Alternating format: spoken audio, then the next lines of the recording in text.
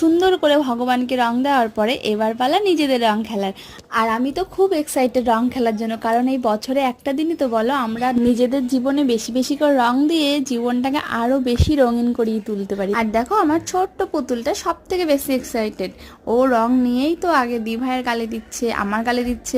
ওর যখন থেকে রং দেখেছে তখন থেকেই কিন্তু ওর রং নিয়ে দেওয়ার খুব ইচ্ছে। আর এখন সামনে খোলা পেয়ে কি যে আনন্দ পাচ্ছে কি বলবো। আর তারপরে আমরা এখানে সবাই সবাইকে রং লাগাচ্ছিলাম, আর তোমাদের দাদা ভাইকেও রং লাগিয়ে দিচ্ছিলাম। ওকে শুধু ক্যামেরাই করে বলো, ও কি রং খেলবে না? তো যাই হোক, তারপরে কিছু চেনা প্রভু মাতাজির সাথে দেখা হয়ে গেছিল, তাদেরকেও আমরা একটু রং লাগিয়েছিলাম।